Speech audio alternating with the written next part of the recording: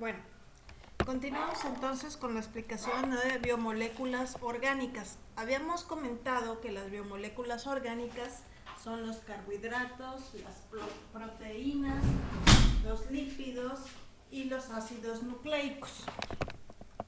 Vamos a empezar con lo que son los carbohidratos. Los carbohidratos son biomoléculas compuestas de carbono o azúcar y su fórmula general es CN y entre paréntesis es H2O. La N representa la cantidad de carbonos que tiene.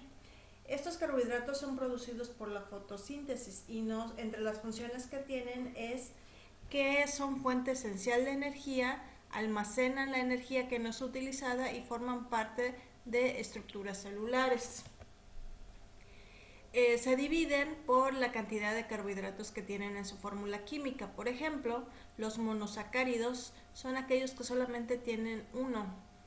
Y pues los más famosos o los más importantes son la glucosa, que es producida a través de la fotosíntesis, y la fructosa, que la podemos encontrar en algunas frutas, en los dulces, en el azúcar, en la miel, en la mermelada. Cuando ya tienen un poco más de carbonos, se le conoce como polisacáridos. Aquí podemos encontrar lo que es la celulosa y el almidón, o los oligosacáridos, que básicamente se dividen por la cantidad de carbonos. Por ejemplo, el disacárido es aquel que tiene 2 carbonos y el trisacárido es el que tiene 3.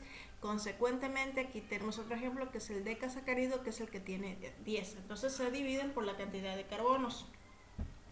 Entre los carbohidratos podemos encontrar algunas tablas de alimentación. Por ejemplo, esta la encontré, es en inglés, y pues nos las dividen, ¿no? La cantidad de carbohidratos que tienen. Por ejemplo, aquí en los snacks, en el primero donde están los pretzels, podemos encontrar que los pretzels tienen 83 carbohidratos. ¿Qué quiere decir esto? Que tienen una gran cantidad de azúcar, ¿no? En el segundo, que básicamente es el pan o algunos derivados de harinas, podemos encontrar que la papa o lo que es el puré de papa tiene 85. En los vegetales, las cebollas, pues es el que tiene más azúcar, pero sin embargo la cebolla no la utilizamos tanto como otras verduras, o por lo menos solamente para condimentar, o a lo mejor tal vez si hay alguna persona que le gusta mucho.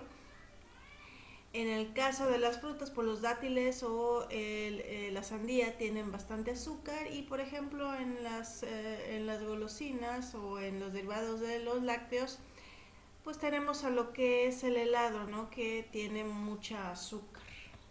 Entonces, este tipo de alimentos tenemos que reservarlos y comerlos en ciertas cantidades para evitar pues engordar. Algunas de las estructuras químicas que tenemos para esto son las que tenemos a continuación. Si nos damos cuenta, en cada uno de estas figuras o estructuras químicas tenemos un carbono, un hidrógeno y un oxidrilo. Entonces la cantidad de carbonos es la que nos va a dar el nombre, ¿no? Aquí el primero, que es la hexosa, es la más conocida como la glucosa, y esta principalmente se obtiene a través del proceso de la fotosíntesis, y el rompimiento de la fotosíntesis, o más bien de la glucosa, es la que nos va a dar lo que es la glucólisis, y nos va a dar la energía que es transformada en ATP, en adenosintrifosfato. Algunos ejemplos de estos carbohidratos donde los podemos encontrar, pues aquí hay algunas figuras donde vemos lo que son los panes, las pastas, los chocolates y las frituras. Ahora bien, otra biomolécula importante es la proteína. Las proteínas son indispensables para la estructura y la función de las células.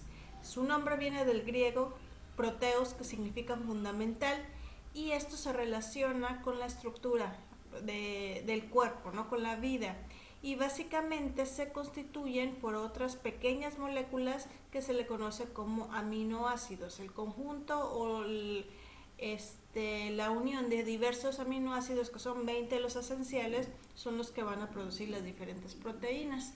La fórmula general química de un aminoácido es la siguiente. Tenemos el carbono principal, un grupo carboxilo, un átomo de hidrógeno, un grupo amino y un grupo radical, que es el que va cambiando conforme el tipo de aminoácido. Entre las funciones de las proteínas podemos encontrar lo que es el transporte de elementos, la herencia genética, la histona, proteína cromosómica, la catálisis, la estructura, el movimiento celular, almacenamiento, protección, transferencia de energía, equilibrio de fluidos y las hormonas también.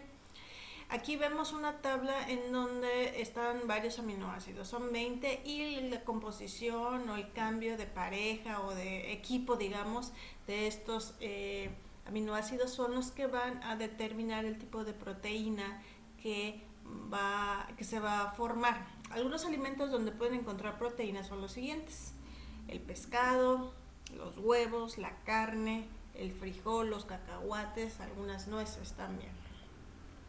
Ahora bien, otra biomolécula importante son los lípidos. Los lípidos son biomoléculas que están formados, como los anteriores también, por carbono, hidrógeno, oxígeno, pero además tienen otros elementos como el fósforo, el nitrógeno y el azufre. Ahora bien, estos se dividen en dos, en saponificables e insaponificables. Saponificables tiene que ver con si se pueden destruir con una solución de jabón, insaponificables que no se pueden destruir. Entre los saponificables podemos encontrar a los triglicéridos, que es un saponificable simple. Y también en los complejos los fosfolípidos, con estos están formados lo que son las membranas celulares, los glucolípidos. Y en los insaponificables podemos encontrar los esteroides y también el colesterol.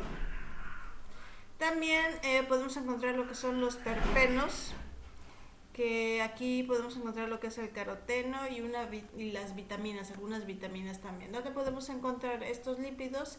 Están algunas nueces, están algunos pescados, aceitunas, semillas, cacahuates, aceite de olivo y todos los tipos de aceite que conocemos. Otra biomolécula importante, ya la última, son los ácidos nucleicos. Estos ácidos nucleicos están divididos en dos más importantes: el ARN, que es el ácido ribonucleico, y el ADN, que es el ácido desoxirribonucleico. La diferencia entre ambos es que el ADN es una doble estructura helicoidal y el ARN es solamente una. Y también las bases nitrogenadas, que cambia el uracilo con la timina.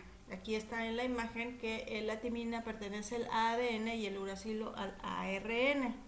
Ahora bien, la estructura química básicamente es una pentosa, que es un carbohidrato, un fosfato y una base nitrogenada.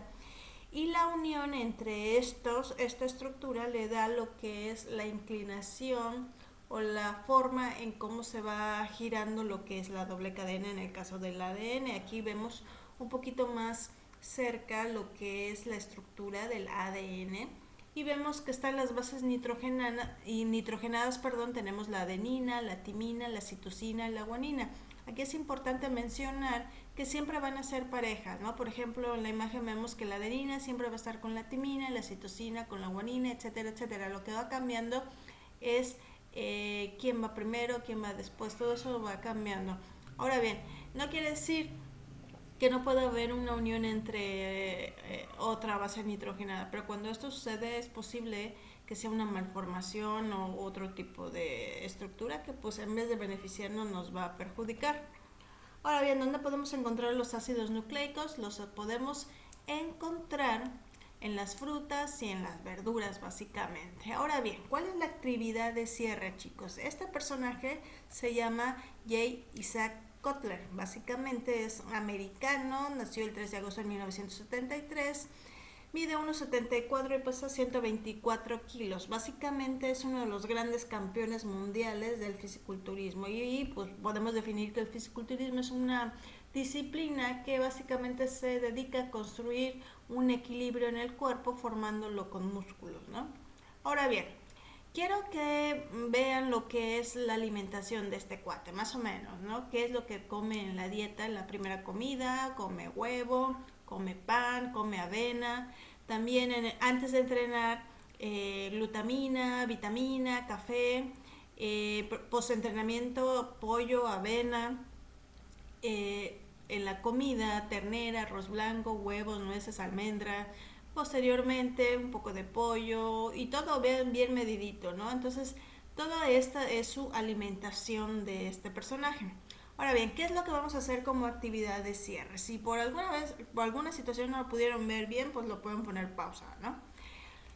En la tabla que ustedes realizaron de lo principal de esta actividad es que ustedes hagan un análisis de qué tipo de alimentación tienen ustedes y qué tipo de alimentación tienen ellos. Entonces aquí en esta tabla ustedes van a poner qué sales minerales consume Jay Cutler, cuáles ustedes, qué carbohidratos consume él, cuáles ustedes, proteínas, lípidos y ácidos nucleicos.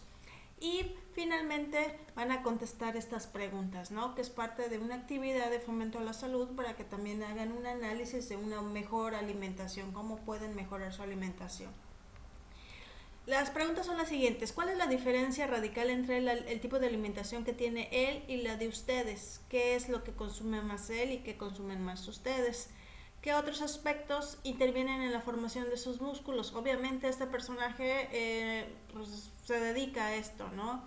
Entonces no solamente entrena 10, 20 minutos, puede entrenar, no sé, periodos de 4 o 5 horas y pues una alimentación súper balanceada, ¿no? ¿Qué otros aspectos, perdón, en dado caso que fuera mujer, ¿hay alguna diferencia entre el tipo de alimentación? De manera natural ellas pueden conseguir lo que es una masa muscular. ¿Qué es lo que necesitarían ellas para poder ganar lo que es músculo? ¿No? Pueden aquí investigar un poco en internet. Y lo más importante, ¿no? ¿Qué cambios en mis hábitos alimenticios puedo yo hacer? ¿No? Si consumo 3 cocas al día, ¿qué es lo que puedo yo cambiar de mi alimentación para mejorar? ¿No?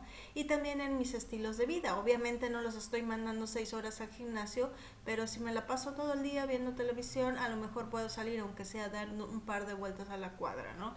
Entonces esto es muy importante que lo hagan, lo analicen y más que nada que lo lleven, ¿no? Para realizar un cambio de estilo de vida es necesario conocer este tipo de información, pero no solamente conocerla, ¿no? Sino no llevarla a cabo, chavos. Entonces, esta actividad, lo de la tabla anterior y lo que es este cuestionario, tiene que ir en su portafolio de evidencias porque es parte de su calificación. Nos vemos.